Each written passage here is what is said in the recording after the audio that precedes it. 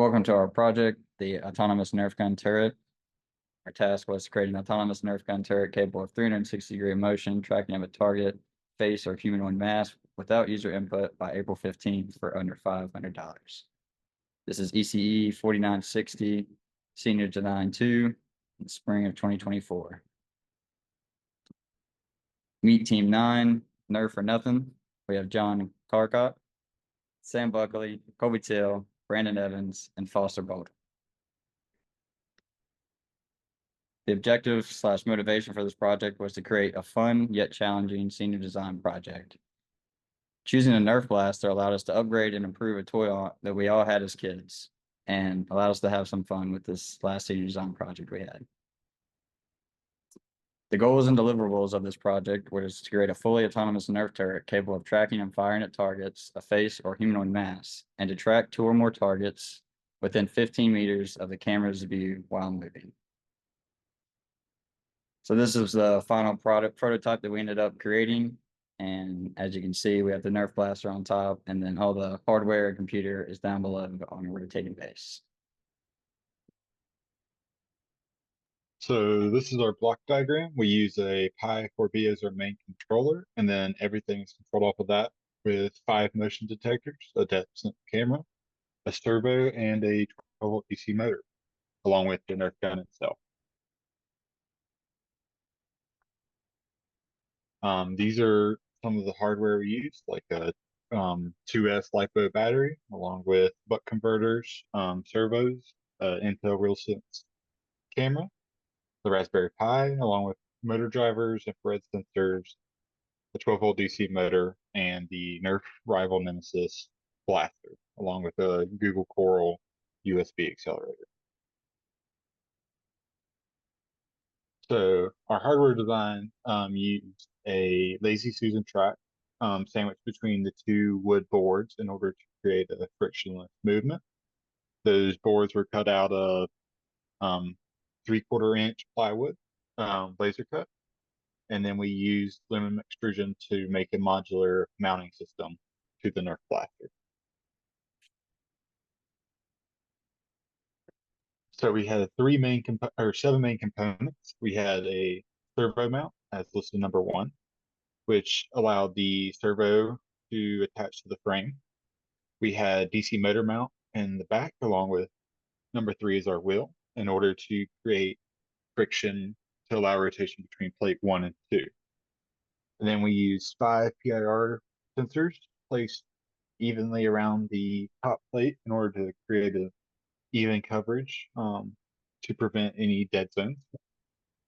And then we used a custom-made 3D printed mold in order to grab the Nerf gun securely.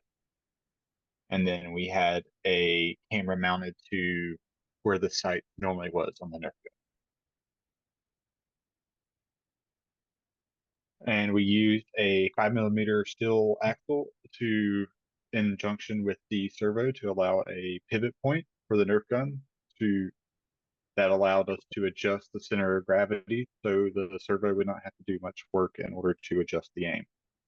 And then we converted the battery voltage to the 5-volt for the servo and the Raspberry Pi using a buck converter. And then we had positive and negative ground buses mounted to the frame. So for the software of our project, our main controller was running Raspbian OS, the Bullseye version. This gave us numerous controlling abilities and also allowed us to use Bluetooth and Wi-Fi. So most of the program was created in C++, which runs our finite state machine, multi-threading capabilities, our controller inputs, also controls the hardware through the wiring Pi library, and also has data logging through the SPD log library, which helps us find errors inside the field. So we also have Python 3 for object detection, which runs the OpenCV library and TensorFlow library. So as you can see here, these are our states from the finite state machine. We start in the idle state in which motion is detected by the PIR sensors. It goes to the object detection state. And then to get to the warning state, the target just gets closer, and then get in the firing state, the target gets even closer. Once we get to the firing state, that's when we shoot the Nerf blaster. And then it just digresses with the same ideals. So this slide shows the logic taking place during the object detection state.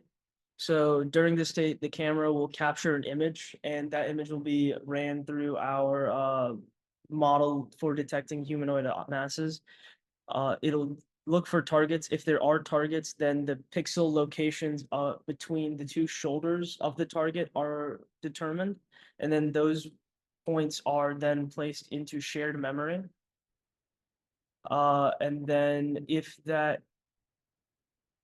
the target is not then centered in the camera, then the Lazy Susan will be rotated so that it will the target will be centered so that the gun will shoot at the target.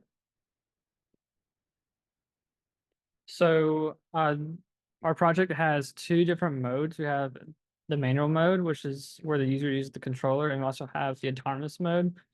This flow diagram shows how when the user presses the minus button on the controller, it goes between the different modes. The autonomous mode runs the finite state machine, while the manual mode just lets the user control all of the motors and blaster controls.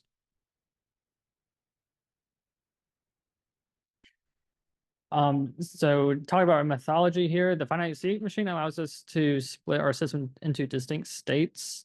This lets us do certain actions without having any other action take place. So when you're in the object detection state, you will not be shooting for no reason.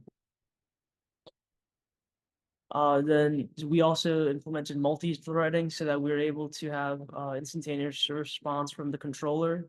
We used a depth camera to provide the distance of the objects so that we weren't shooting an object that was too far or out of range. While in autonomous mode, we also used artificial intelligence to detect humanoid objects from the camera feed. This was necessary as humans are complex objects and the camera feed wouldn't have a neutral background, so it was important to be able to accurately detect humans in the feed. And in order to do this, our Raspberry Pi 4 was too slow in terms of its inference times, so we used a TPU to speed up the inference times. We also used shared memory so that the C++ program and the Python program would be able to talk to each other and fire accurately. So for our results, we were able to use a Bluetooth connected controller up to 25 feet. And this controller allowed for manual control, which let us aim and shoot. It also had a horn and a laser. Then we had the autonomous mode, worked very well, tracking just one person, but due to issues with distance sensing and speed with the camera, it had issues with multiple people. The main challenge was Bluetooth range, which we were able to solve by making a makeshift antenna with a Bluetooth connector USB. Our other main issue was battery life, as we don't have a large base, so our battery was limited and we only have about 30 to 40 minutes of active use. For the future, we want to develop a low power sleep mode, which would allow only the PIR sensors to be active until motion is detected, which would increase our battery life. We also want to upgrade the base, make it taller, and have wheels for easier mobility.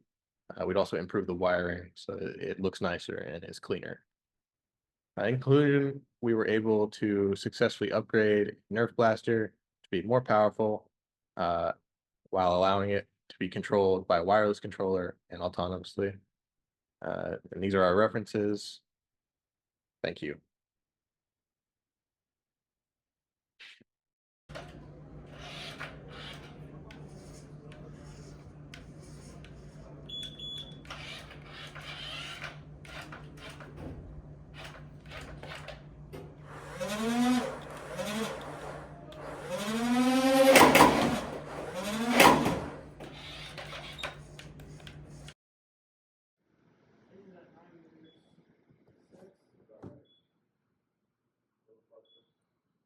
It should get you about the time you clear the table. 4. What did you change it to?